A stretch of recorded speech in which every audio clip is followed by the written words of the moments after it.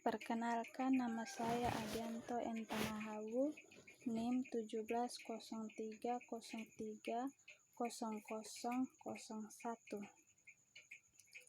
Pemetaan konseptual dari berbagai jalur dalam sosiologi politik sangat membantu untuk memvisualisasikan wilayah atletik pengantar sosiologi politik.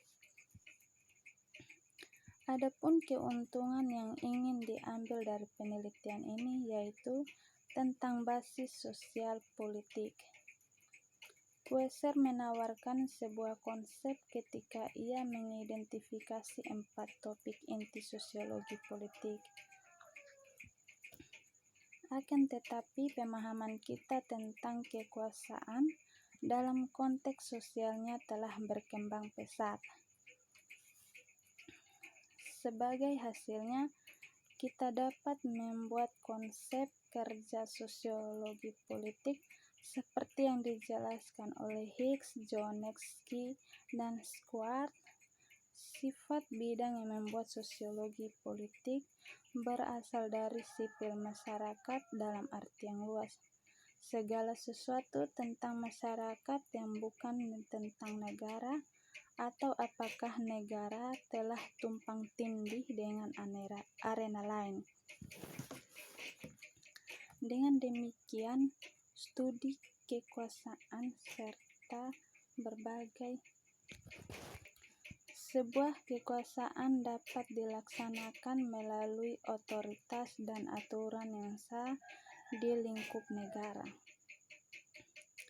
Kekuasaan bersifat dinamis dan konfliktual dalam ruang publik karena kelompok sosial bersaing untuk mendapatkan perhatian atau kendali atas negara. Kekuasaan adalah ekonomi dan rasional, mungkin dalam lingkungan pasar di mana aturan kapitalis ekonomi menentukan alokasi sumber daya.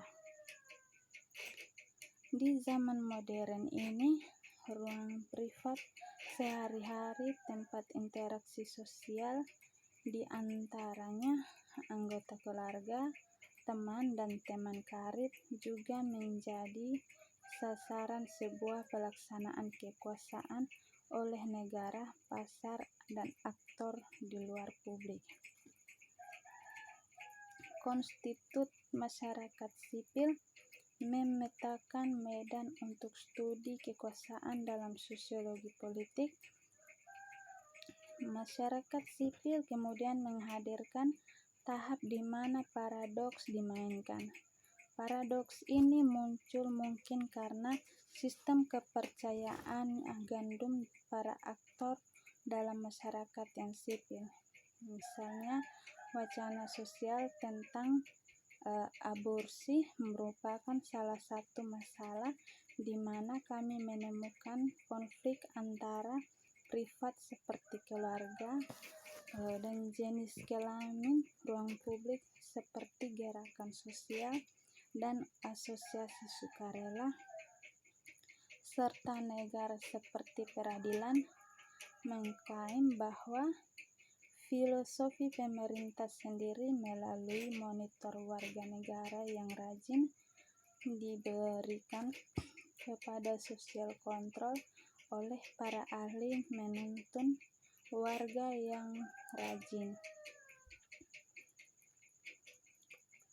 Foucault telah menawarkan cara memahami kekuasaan dalam masyarakat sipil modern.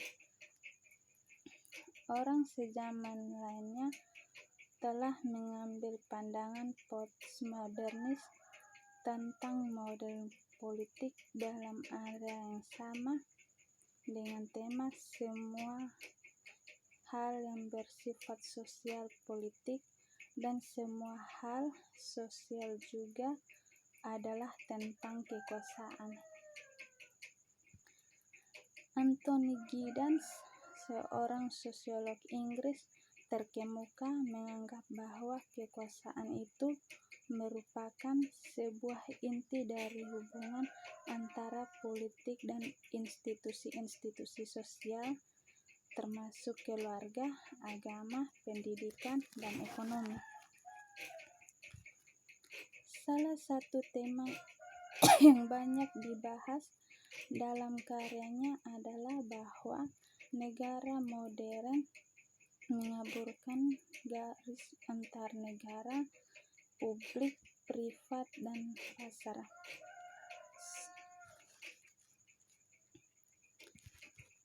Pelaksanaan kekuasaan dalam pengertian ini ada di sekitar kita karena sumber daya dialokasikan oleh sistem sosial.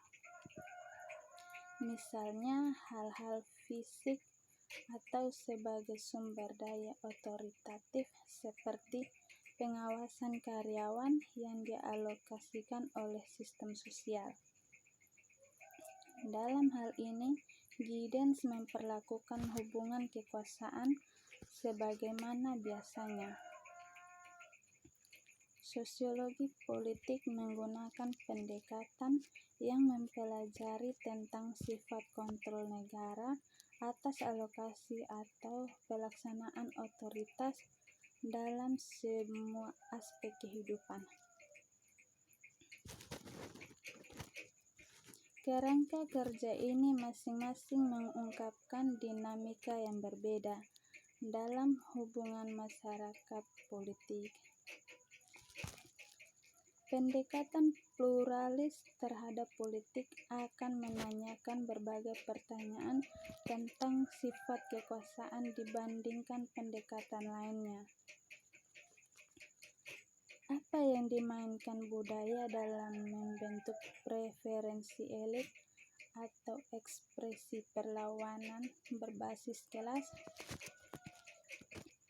Dalam hal ini, berbagai kerangka kerja mewakili dalam debat politik bermasyarakat menyoroti sejumlah pertanyaan yang akan dibahas dalam dekade mendatang. Banyak metafora untuk kekuasaan yang dibangun di sekitar resolusi untuk paradoks kehidupan sosial dan politik. Dengan demikian, karya sosiologi politik ada di beberapa ranah masyarakat sipil. Para peneliti dapat mengalihkan perhatian mereka ke studi asosiatif, advokasi pro kehidupan, dampak dari undang-undang aborsi tentang remaja dan keluarga mereka, atau latar belakang ideologis anggota pengadilan. Semua bidang analisis ini merupakan titik fokus untuk sosiologi politik.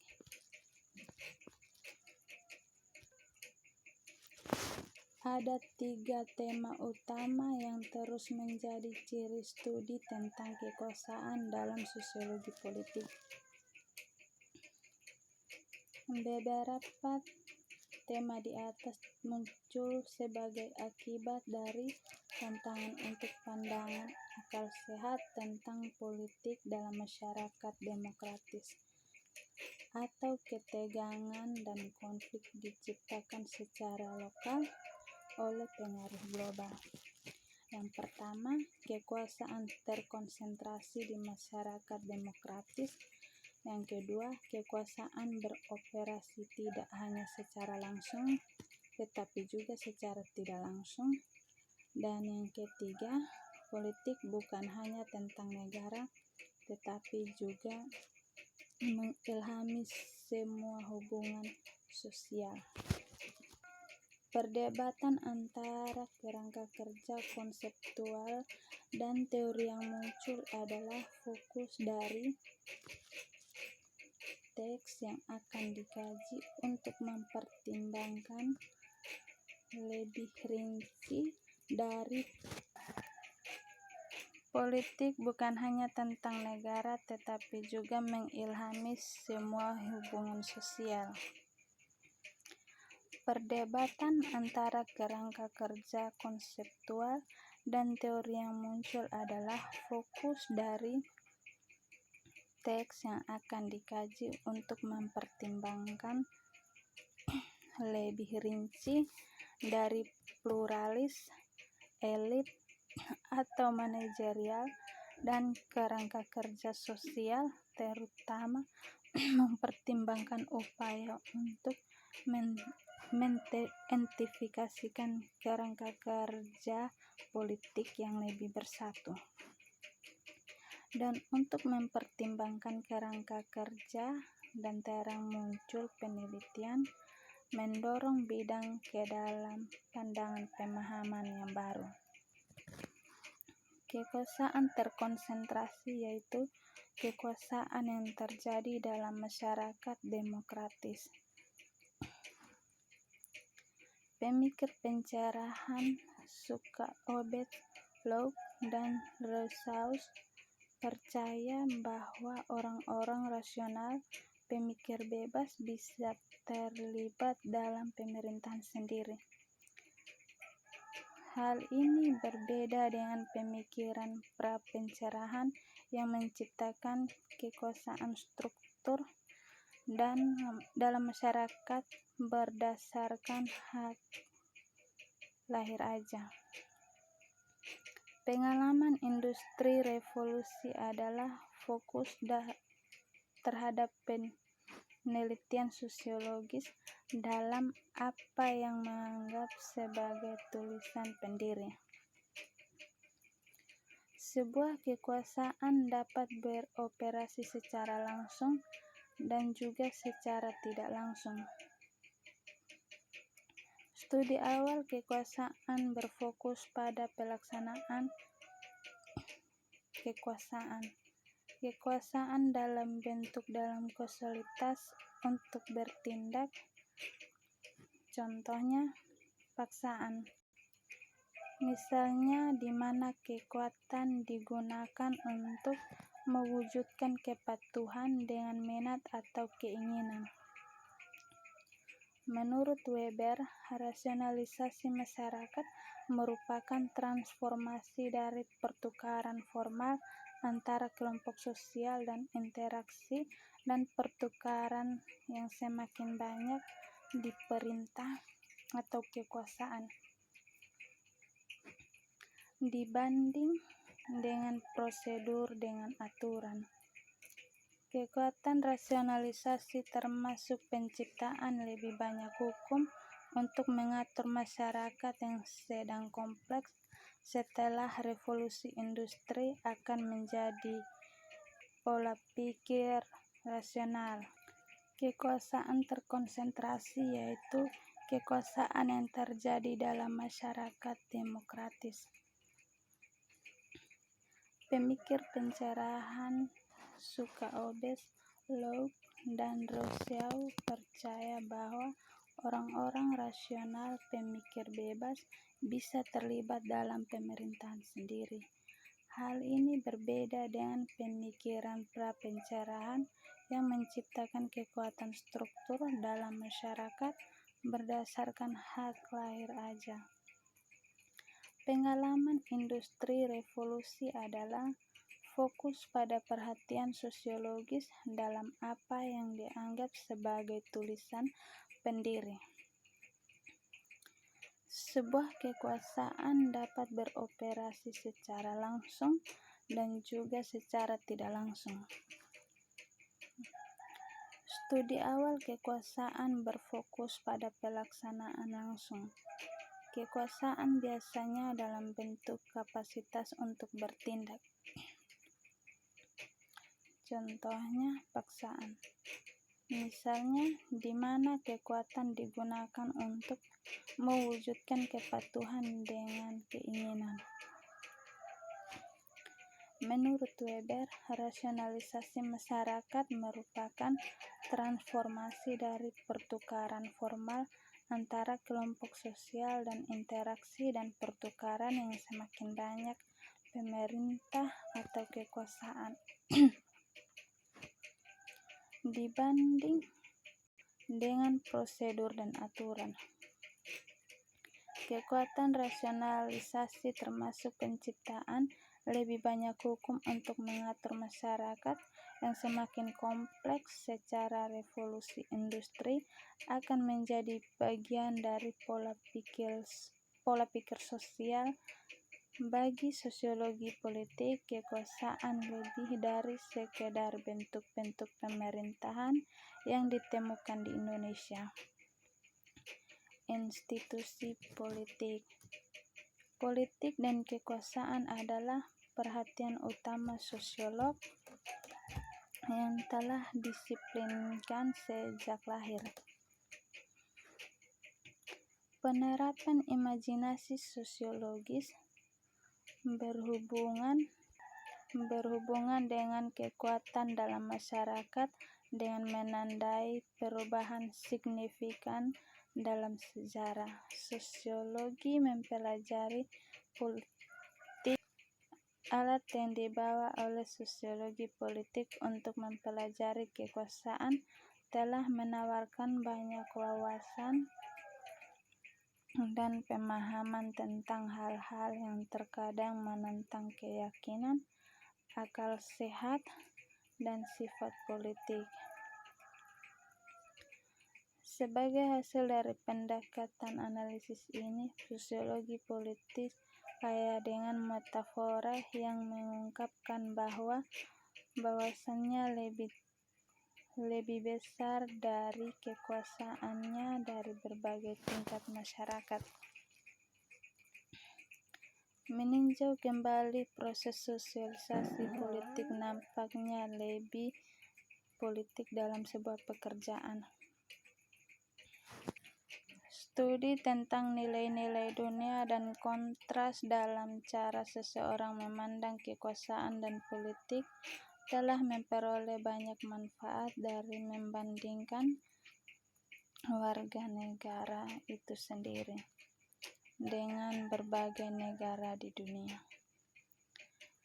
Dengan membandingkan antara sistem life, ideologi, preferensi kultur, atau dampak media terhadap sistem nilai-nilai politik, studi lintas budaya akan mengembangkan wawasan yang sangat ia butuhkan tentang pentingnya budaya bagi politik di seluruh dunia.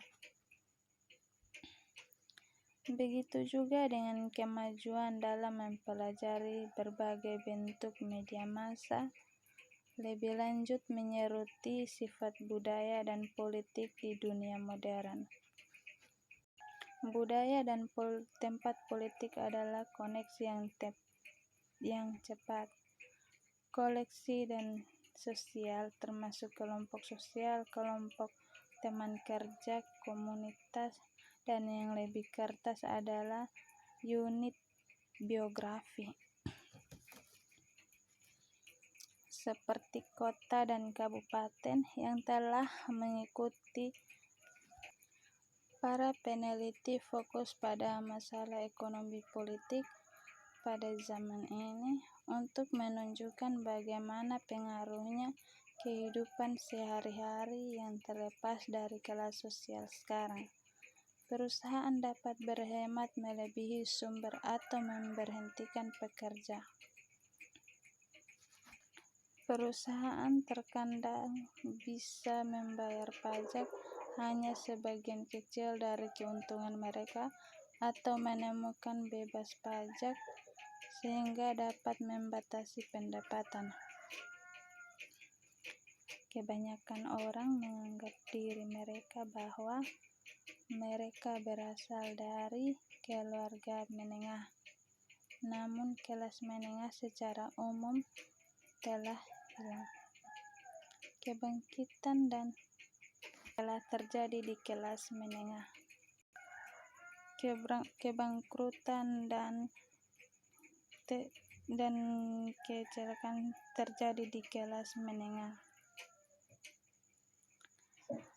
Masing-masing kerangka teori mendekati studi tentang politik partisipasi dengan asumsi yang berbeda tentang peran yang dimainkan partisipasi dalam mempengaruhi distribusi kekuatan dalam masyarakat.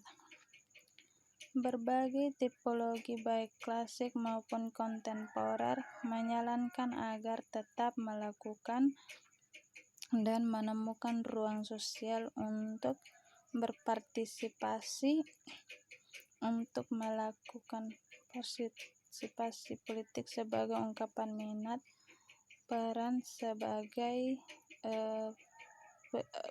pembuatan posisi dalam mengubah sifat kekuasaan. Beberapa studi rinci tentang bidang analisis dalam sosiologi politik terkait dengan bentuk partisipasi politik yang sangat spesifik, yaitu yang pertama, politik pemilihan, yang kedua, gerakan sosial dan politik, yang ketiga, terorisme. Bidang-bidang khusus ini merupakan titik fokus sosiologi politik, di mana peneliti paling banyak aktif dalam memahami bagaimana bentuk-bentuk khusus partisipasi politik dalam mempengaruhi kekuasaan masyarakat. Studi partisipasi telah dipertimbangkan faktor individu, struktural, sosial, ekonomi, dan budaya politik. Variabel struktural terkait dengan sistem pemilihan, termasuk perwakilan proporsional, jumlah partai, dan wajib pemungutan suara, memiliki pengaruh signifikan terhadap jumlah pemilih secara nasional.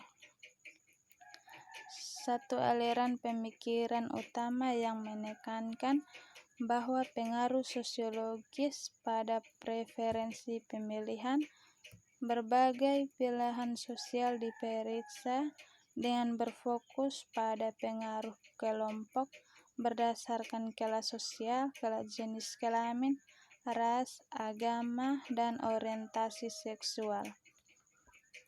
Kelas sosial menunjukkan kesamaan perilaku dan kesadaran kelas ketika mereka berbagi pekerjaan, pendapatan, dan gaya hidup yang serupa. Dalam ras, pengelompokan beragama dan lesbian, gay, biseksual, transgender, atau LGBT, anggota berpotensi berbagi kesadaran orang dan identifikasi historis yang dapat mempengaruhi pemilihan mereka. Mereka yang menyukai pendekatan postmodern atau postmodern seperti percaya bahwa relevan perpecahan kelas menurun, tetapi yang lain menentang, dan yang lain menetapkan kembali alih-alih urusan. Perpecahan rasial tetap kuat, seperti halnya pembagian berdasarkan orientasi seksual. Sosiolog politik perlu memperluas perhatian mereka ke lebih banyak negara dan juga terlibat secara mendalam studi dari negara-negara tertentu untuk memahami proses pemungutan suara yang dinamis. Studi tentang gerakan sosial memiliki ikatan yang signifikan dengan politik sosiologi serta sosiologi budaya, psikologi sosial, dan sosiologi organisasi. Seperti yang dikatakan oleh Jenkins dan Force, bahwa membawa gerakan sosial ke dalam inti sosiologi politik dapat mendorong pemahaman lebih baik dalam mendorong proses perubahan yang baik. Mereka berpendapat bahwa sumber gerakan sosial adalah komponen kunci dari sosiologi politik itu sendiri, adil seperti pemilihan umum, budaya politik, sosialisasi politik, dan sebagainya. Politik melibatkan studi kekuatan gerakan sosial, berusaha untuk mendapatkan kekuasaan dan untuk mempengaruhi negara, kadang-kadang menggunakan protes dan kekerasan sebagai mekanisme pengaruh, seperti halnya memilih pergi ke tempat pemungutan suara dan setor surat suara ke dalam kotak suara. Gulen mengatakan bahwa globalisasi tidak berada merusak atau melemah, tetapi merupakan fenomena nyata yang mengubah setiap lembaga sosial, termasuk negara bangsa, dengan cara memiliki konsekuensi positif dan negatif untuk semua.